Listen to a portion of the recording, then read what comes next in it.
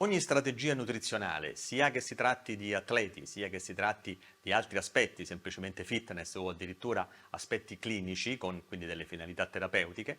deve partire da una conoscenza fondamentale, una conoscenza sostanziale della persona con cui abbiamo a che fare, che dobbiamo trattare. E tra i vari aspetti da conoscere, quindi la storia del peso del paziente, un'anamnesi clinica, anamnesi alimentare, uno studio di quella che è la storia clinica appunto, quindi con tutte le eventuali patologie o lo studio delle proprie condizioni, in ogni caso tutto questo studio non può prescindere da quello che è lo studio base, e cioè l'analisi della composizione corporea. Di che cosa parliamo quando parliamo di composizione corporea? La composizione corporea venne introdotta all'interno delle scienze da studiare alla fine del 1800 addirittura, nel momento in cui si cominciò a distinguere nettamente quello che era il tessuto adiposo dagli altri tipi di tessuti. Alla fine degli anni 70 ha ricevuto uno stimolo molto importante grazie anche a delle capacità tecnologiche nuove, a dei nuovi dispositivi, per cui questa composizione corporea è stata ben identificata, o perlomeno in fase iniziale era uno studio bicompartimentale, cioè si utilizzavano due compartimenti, cioè il tessuto adiposo ed il tessuto magro, distinti così con terminologia anglosassone che forse è più precisa, come fat mass, cioè tessuto grasso, e fat free mass, cioè qualunque altro genere di tessuto che non avesse grasso. Poi dopo ci sono stati, nel momento in cui la tecnologia ha dato degli strumenti sempre via via più precisi, sono subentrati anche dei dettagli all'interno di questa suddivisione bicompartimentale, per arrivare poi dopo ad una quadricompartimentale e così via. La quadricompartimentale vede il tessuto adiposo in linea di massima tenuto sempre come tessuto adiposo, seppur con la distinzione dal tessuto di riserva energetica e il sottocutaneo, il viscerale e così via. Mentre invece il tessuto magro, o perlomeno il tessuto libero dal grasso, è distinto sostanzialmente nel tessuto magro vero e proprio, cioè muscolo, muscolo appendicolare, tendini, legamenti, così come osso, e la parte acquosa, la componente acquosa, che poi di fatto è il componente principale. Il grande problema, grandissimo problema, che ancora non è stato risolto, è legato al fatto che la composizione corporea poi sostanzialmente ad oggi può essere soltanto stimata. Che significa stimata? Cioè che non esistono delle tecniche che siano in grado di dare una misura diretta, inequivocabile, precisa di questa composizione corporea e quindi delle masse, in modo particolare del tessuto adiposo. Perché quello del tessuto adiposo è l'unico caso in cui deve essere identificato un range di normalità della presenza di tessuto adiposo, cioè il tessuto adiposo deve stare all'interno di un determinato quantitativo che in linea di massima viene espresso in percentuale rispetto al peso corporeo. Al di sopra e al di sotto anche subentrano dei problemi che sono ormai legati alla storia clinica, delle problematiche legate ai disturbi della composizione corporea. Tutti gli altri tessuti sostanzialmente non hanno dei range così importanti. Ecco che diventa particolarmente importante riuscire a capire qual è e quanto è soprattutto il tessuto adiposo dei soggetti che dobbiamo trattare in qualche modo. Tecniche ormai datate e consolidate, lo studio delle circonferenze, l'applicometria, che è una tecnica decisamente datata e poco attendibile perché è molto operatore dipendente. Insomma, danno dei dati, delle stime abbastanza grossolane, con delle probabilità di errore che sono importanti, sono troppo importanti. Motivo per cui già negli ultimi anni ormai sull'applicometria si è chiaramente orientati a valutare lo spessore di queste pliche, che poi dopo sono diverse le pliche a seconda dei vari tipi di equazioni o vari tipi di siti, siti nel senso come parte del corpo che si intende studiare in qualche modo,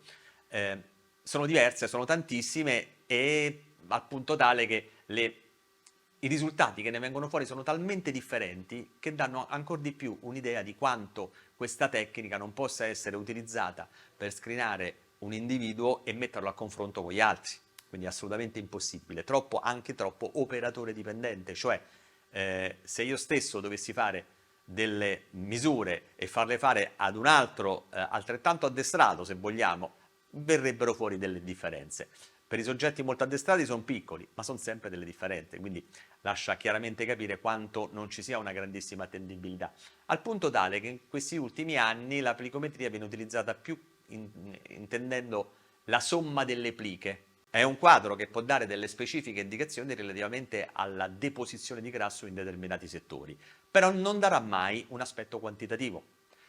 Si sta cercando di andare oltre utilizzando altre tecniche. Una delle tecniche più utilizzate da campo è l'impedenziometria, perché tra le altre cose non bisogna dimenticare anche, quello è uno degli aspetti importanti, non bisogna dimenticare il costo di queste tecniche, anche perché poi dopo il costo è la facilità d'uso. La plicometria è quella che indubbiamente costa di meno, è la più semplice da usare, è un plicometro, è un piccolo aggeggio che si può portare ovunque e dal costo veramente irrisorio se considerato insomma, il costo della maggior parte delle strumentazioni elettromedicali che vengono utilizzate. L'impedenziometria invece è una tecnica che viene utilizzata sempre più spesso e devo dire che sta avendo una serie di studi che ne stanno rifinendo sempre di più quella che è l'attendibilità. L'impedenziometria però non nasce per dare un quadro chiaro preciso della percentuale di grasso corporeo, nasce in modo particolare per studiare i tessuti, l'idratazione dei tessuti e l'efficienza metabolica di questi tessuti, in modo particolare quindi la body cell mass, l'angolo di fase e lo stato di idratazione, quindi l'acqua intra ed extracellulare. Si riesce ad avere una derivata in termini di una stima grossolana di massa grassa, ma non è certamente attendibile anche questa.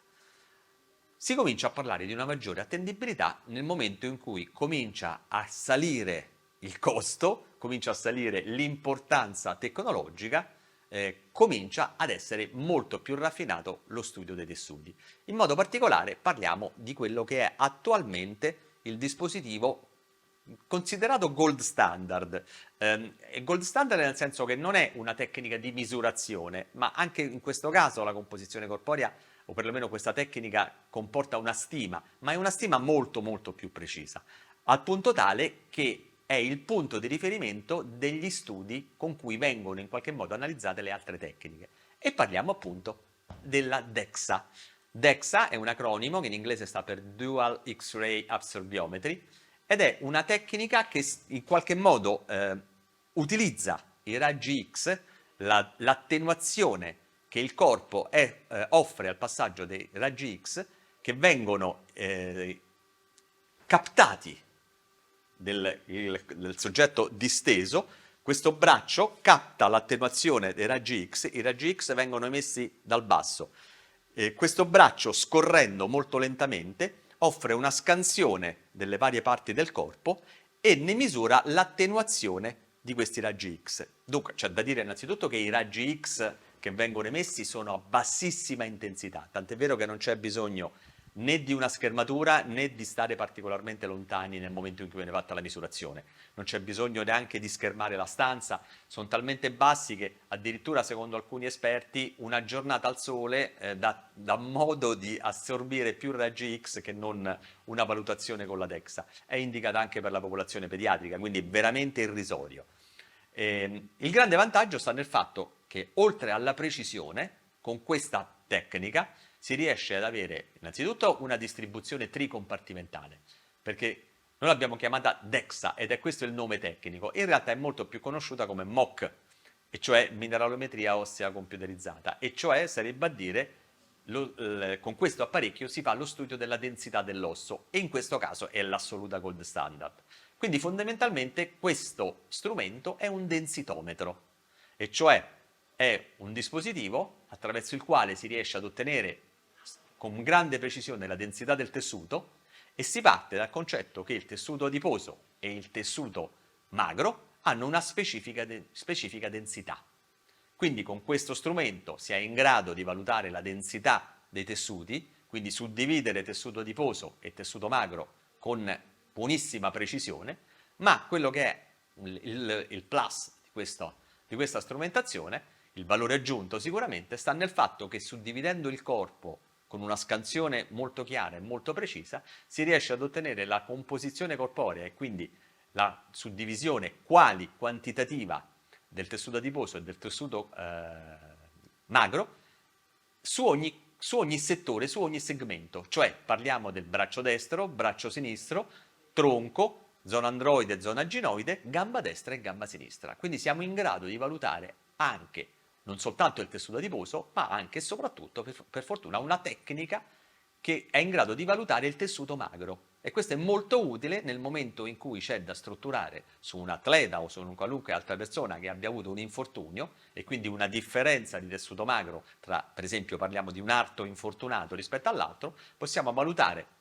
in modo eccellente anche le capacità che abbiamo avuto attraverso un trattamento di riabilitazione congiunto con una specifica alimentazione, un trattamento congiunto che è in grado di monitorare con precisione l'andamento e quindi capire se stiamo andando verso il risultato voluto o no. Per quanto riguarda poi dopo l'alimentazione sportiva, capirete che questo è fondamentale. Cioè abbiamo modo, abbiamo la possibilità di avere un quadro chiaro, precisissimo della composizione corporea del soggetto e quindi di impostare un piano nutrizionale per lo studio e la valutazione della percentuale di grasso segmento per segmento e abbiamo la capacità, la possibilità di monitorare che sta andando tutto esattamente come vogliamo. Nel momento in cui, così come facciamo ormai da tempo qui presso il centro medico EUBION in Roma, nel momento in cui la valutazione è congiunta con la tecnica impedenziometrica, riusciamo ad avere un quadro molto molto più chiaro della composizione corporea intesa come massa magra e massa grassa, ma anche e soprattutto con la capacità di studiare quella che è lo stato di idratazione di ogni singolo tessuto grazie anche alla BIA. E così insomma il cerchio in qualche modo si stringe e chiunque debba essere sottoposto a un qualunque programma, una strategia nutrizionale e di allenamento, in questo modo ha la possibilità di essere tracciato in tutti i suoi aspetti.